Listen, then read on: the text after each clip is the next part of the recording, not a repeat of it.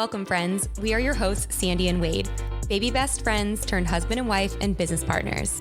This podcast is for the dreamers, the movers and shakers, and those who seek to attract their dream life. Strap in. Getting magnetic in 3, 2, 1. Like attracts like. If you see it in your mind, you can hold it in your hand. You just decide what it's going to be, who you're going to be, how you're going to do it. And then from that point, the universe is going to get out your way. This moment in time, this is your time to rise.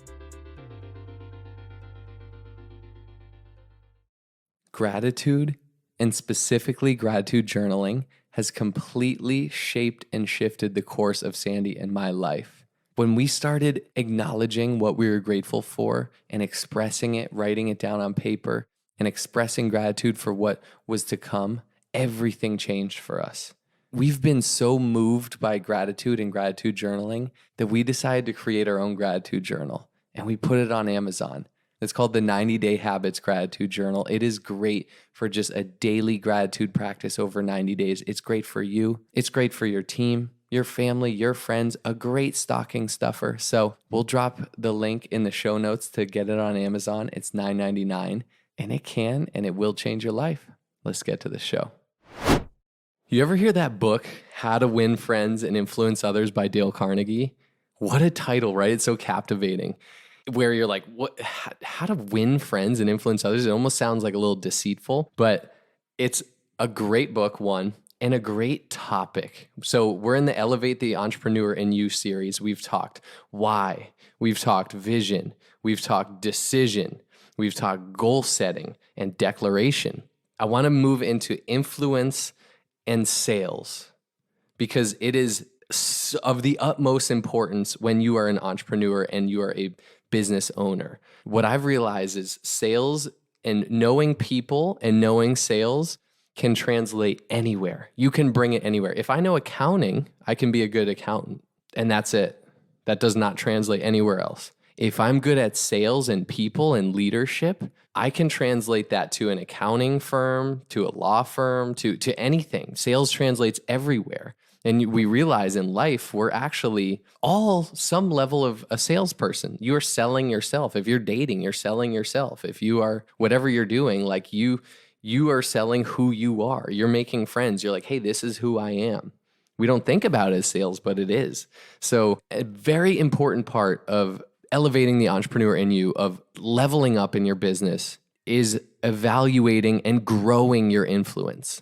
So let's focus on that. Like, what is influence? It's the ability to really influence others to move from point A to point B. If you were like, hey, I'm going to put together a 5K on Thanksgiving, the turkey trot, and it's going to be to raise money or awareness for something, like whatever it is, how many people could you get to sign up for that and do that? What is your level of influence? Because what we realize, influence is huge. And it's not, again, it doesn't come back to deceiving people, like getting people to do what you want, this or that. It's just, no. Do people follow you? Are you an influential leader?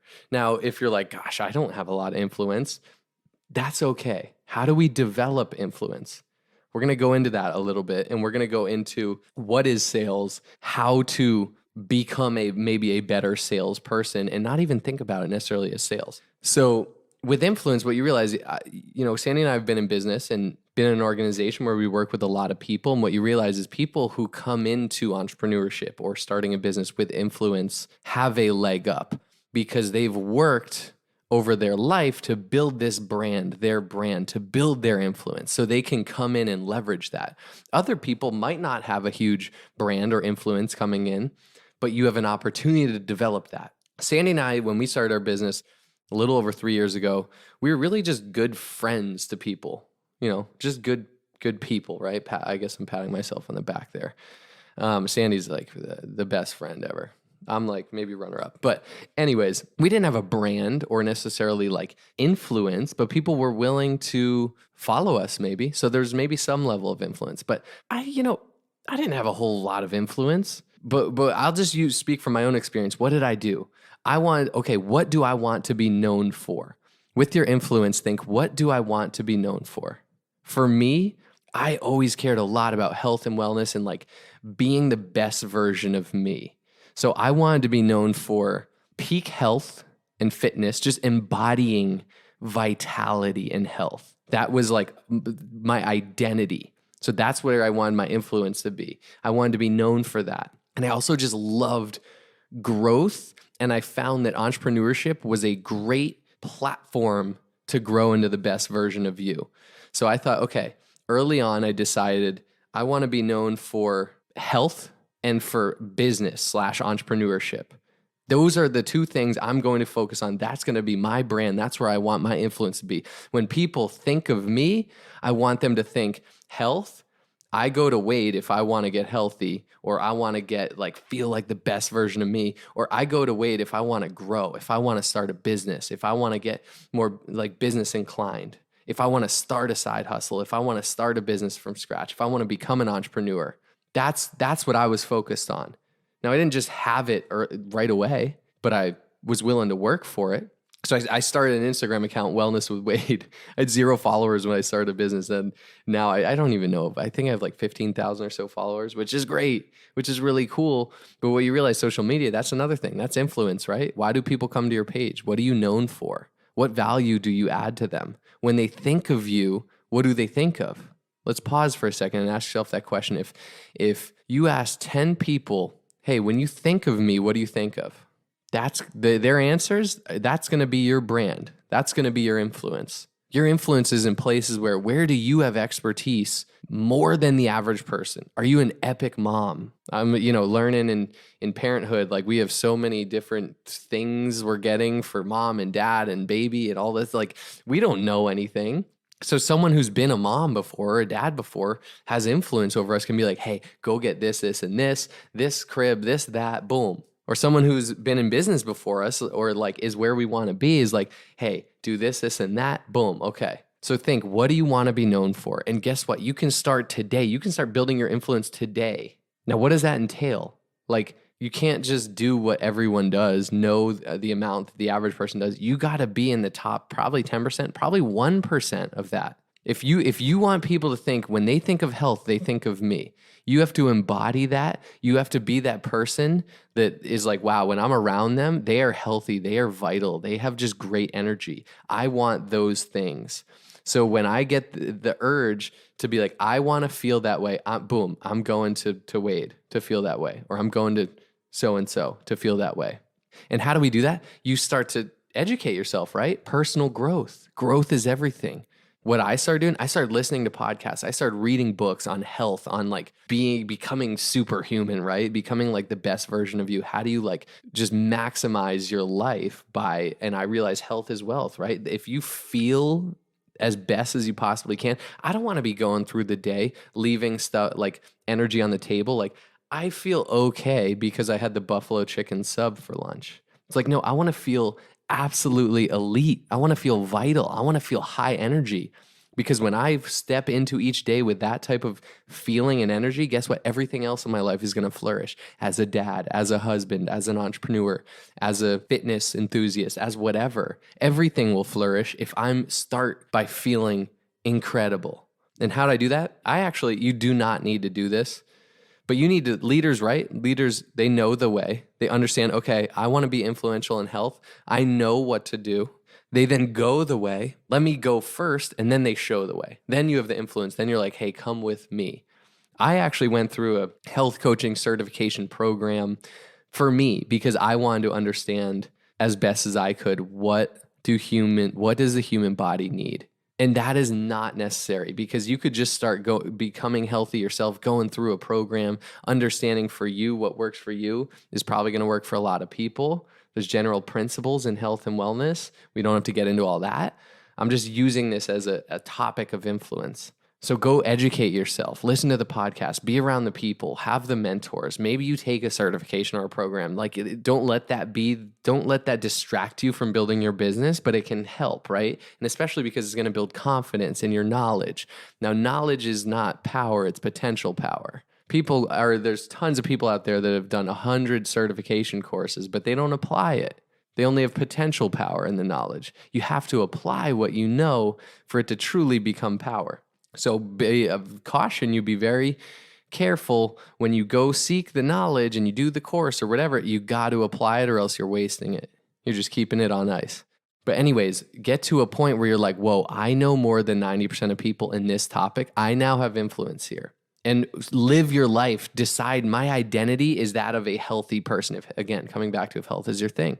My identity is that of a healthy, vital person. When people think of me, they think of health. So after Thanksgiving, after Christmas, after the holidays, whatever, they're feeling bloated and kind of down and it's cold season and whatever, they're going to think of me January 1st when they're like, it's time for me to do a healthy living program. They will think of me. Develop your influence. And you got to do it by being that person. Be the person where they look to you like, yup, I will follow him or her in this regard. And it just takes you doing it, you being it, you living it. It should be a part of your DNA. Now, beyond that, I was also like, okay, I want to be known for business and entrepreneurship. I had a business background. I had no background in entrepreneurship. And I didn't have any influence in entrepreneurship right away, but I started to study the people. I started to get mentors, put mentors in place, I had coaches and mentors. I was reading the books. I was listening to the podcast. I was a sponge soaking up all the knowledge, but then I had to go apply it. I had to launch the business. I had to join Sandy in business. I had to do the do every single day. I continue to do that. I'm nowhere near a pro, like elite entrepreneur, but I'm on my way. And I started to decide the story that I was telling myself is I'm Wade. I'm healthy and vital. I represent vitality and health, and I represent business and vision and opportunity and entrepreneurship. When I decided, so again, coming back to call to action, pause here. When people think of me, I want them to think of blank. What is that? What do you want it to be? And start to develop yourself into that person first. They have to see you do it first. You're not just going to take a course and right away people are going to be like, oh my gosh. No, they're going to have to see you living it, doing the do, walking the walk for a while. We're 3 years into our business. People are still watching Sandy and I, not ready yet, not convinced yet that what we have to offer is for them. And that's okay. That's on their timeline. But we're steadfast in we have developed ourselves into those people where when it is their timing, they're going to think of us. I want to start a business. I'm going to Sandy and Wade. I want to get healthy. I'm going to Sandy and Wade. I want to be around good energy, good people, good community. I'm going to Sandy and Wade. So decide where you want your influence to be and start working towards it. And it's never too late. You start today. Decide. Start today and develop yourself into that person. Now let's segue into sales. It kind of sometimes gets a negative connotation, right? It's kind of like this, salesman, used car salesman. Like, no, we're all salesmen.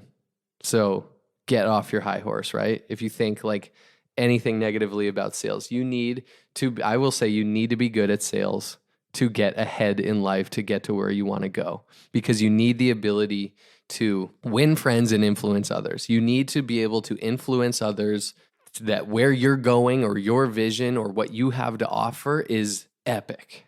You need it because you can't go through life and get to where you want to go and get these great places alone. You need other people. You want to go fast, go alone. You want to go far, go together. If you have a dream, you need a team to make it happen. And how do you make a team? You align people around a common vision. You influence people around a common vision. Be like, this is where we're going together. This is where you're going as a part of this. Let's ride. Anyways, what is sales? I heard this from Wolf of Wall Street, Jordan Belfort. Great salesman. Back in the day was slimy salesman, but very good salesman. Now he's gotten in his fair share of trouble. And now his goal is teach ethics in business and sales because he's done it all wrong in the past. And now he's like, how to do it right. I heard this from him and I've hung on to it. Sales is simply the transfer of emotion, the transfer of certainty from one party to another. That's all it is. And I bring this up, when you're like in a group of friends and it's like, where should we go to dinner tonight? And everyone's just kind of like, I'm down for whatever, like whatever works, like I'm free flowing, and everyone's like that and there's no certainty. But then what if there's that one person like, I got it. We're going to the rooftop. We're going to get appetizers there. We're going to get some drinks. Then we're going to go across the street to the taco stand. And then we're going to hit the bar after that. And it's just like conviction, just certainty. Like, this is what we're doing. It's going to be amazing. It's karaoke night here. And everyone's like, oh my, yeah, I could get behind that vision. Leaders have conviction, right? Leaders have the vision and the conviction. This is where I'm going. Leaders have certainty. So sales, all it is the transfer of certainty from one party to another, the transfer of energy or emotion. If I'm representing let's go back to the health side, and I have a healthy living program to offer. And so when someone thinks of health, they think of me. They think, okay, I want to get healthy. I want to work with Wade. I want Wade to show me or coach me what to do. But at first, like, where are they on the scale? 1 to 10 of like 10 is I'm definitely doing it. 1 is like, no. Where are they? I've got to figure that out, but I've got to get them as close to a 10 as possible. And how do I do that? I have to have white hot certainty for what I have to offer, that what I have to offer is the best thing since, they always say sliced bread. Gluten-free sliced bread. The best thing since gluten-free sliced bread that, guys, today actually tastes really good. There's some gluten-free bread out there that you wouldn't even know. If I put it in front of you, you wouldn't even know it wasn't, there wasn't gluten in it. Anyways. You have to truly believe that what you have to offer is so epic that the other party is missing out if they don't get it. That you're like, damn, you didn't buy this or do this or join this program or whatever, or join the business. Like, you are missing out. I would have FOMO if I was you. When you come from that place, you believe like what you have to offer is of such epic proportions, you're not selling anymore. You're sharing. It's like, not even to bring this into play, but if you think about if you all of a sudden had the cure for cancer, it just stumbled upon you, you're like, oh my gosh, this is it. You would go screaming from the rooftops, be like, everyone, I can help you. I have the cure. Here it is. You'd be giving it away. You'd be handing it. Oh my gosh. You'd be telling everyone. Now, not to relate it to that. That is kind of a next level, right? But how can you channel that? What I have to offer can help the world so much. It is so beautiful that it is my responsibility to offer it. And I'm going to do so with energy and conviction and emotion, because sales is that transfer of energy, that transfer of certainty. Hey, if you do this program with me, I'm not going to make promises, but guess what? I've been through it. I live on it. This is how I feel. I wake up every day feeling alive, feeling vital, feeling excited for life. I have sustainable energy. I feel good in my body. I like the way I look and feel. It's absolutely epic. They're not buying your product. They're not. They're not buying whatever it is they're selling. They're buying you. They're buying your results. They're buying your certainty, your energy, your emotion over it. And it's your duty to transfer that to them, where they then think, oh, if I do this, whatever the heck Wade's talking about, his potions and powders, I'll feel that way. That is sales. That is sales. That's what it is. It's the transfer of certainty. So coming back to the point, develop such certainty in what you have to offer, such white hot passion for it. Let's say it's your business opportunity. Let's say you have a business opportunity. Do whatever you need to do. This is a whole different topic, to have such belief in it. Maybe you haven't proven it out yet, but surround yourself with people who have such white hot certainty and belief in what you have to offer that you're like, I am holding this back from people if I don't offer it to them. When you come from that place, and I, got the opportunity to watch Sandy for the first 90 days, for the first 6 months in her business before I partnered with her and joined, that's what she had. She was offering it to people. Like, if they don't accept this, I'm offering them a gift. If they don't accept this, that's on them. They're crazy. One of our mentors and friends, Rita Davenport, she said, I had a business opportunity, and when I would offer it to people and they'd say no, I would laugh. She goes, man, you're going to be missing out, like in her Tennessee accent. She would laugh because she's like, you don't know what you're missing out on. And when you come from this place of certainty, of conviction in what you have to offer, it changes the game. It changes the whole conversation. It's the person who's more certain that is going to influence the other in any conversation, on a date, or when you're, courting someone, or in a sales meeting, or a sales pitch, or in a one-on-one conversation, or whatever it is. And how do you develop that white hot certainty? You got to be a product of the product. You got to live it, breathe it. It's got to be a part of your DNA. You have to believe in it so much. And if you don't, either A, you develop that, or B, if you don't think you can, guess what? You aren't going to be an elite entrepreneur or an elite salesman. And guess what? Developing your sales and people skills and understanding people and how to influence people, not for your own good per se. Again, you come back to, if I influence them to do this program or do this business, they are going to be way better off. The world will be a better place if you believe that. You aren't it's influencing them for like your benefit per se. You probably will benefit from it, but you think about it for them. You're like, this is where you could go. It's everything. It changes the game. I heard Robert Kiyosaki say, he was talking to someone, they wrote an absolutely amazing book, and they came to him, hey, how'd you become a bestseller? And he said, sales, you got to do this, this, and that. You got to go on the book tour. You got to hit up everyone you know. You got to be like, hey, this is my book. Will you share it with people? Will you share it here, here, and there in these distribution channels? You got to be ferocious in your sharing because you know the value inside, and the more hands it gets in, the better off the world's going to be. And she was like, no, see, I'm not a salesperson. That feels icky to me. Like, I'm not going to do that. I'm not going to force anything on anyone. I'm not hitting people up about it. Like, I'm just going to organically let it happen. And he said, do you know the difference between your book cover and my book cover? Your book's probably way better than mine. You're a better writer than me. I've read your book. It's absolutely amazing. But guess what? Mine says New York Times bestseller. And guess what's tracked and measured? Bestsellers, best-selling book, not best book. You could write the best book ever and have little to no one read it because you aren't willing to stand up for it, to sell it, to share it with the world. You don't just like do something like write a book and just hope like organically this is going to blow up. No, you need to sell yourself. You need to sell it. And so he said, you can stay the best author in the world. I'm going to stay the best seller in the world because I wrote a pretty damn good book. But I did really good at selling it, and now the world's a better place. He was talking about the Rich Dad, Poor Dad. Everyone in the world's better off if they read that. He's like, your book's better than mine. It'll never be a bestseller unless you're willing to stand up for it and sell. So becoming a salesman, I think, is one of the best things you can do. And I don't think of myself as a salesman. I just think I get to know people. I get to know their pain points. And I have solutions for them. That's an entrepreneur. You are a paid problem solver. You ask questions, you connect with people, you understand what they need or want in their life, what their pain points are, and you provide solutions.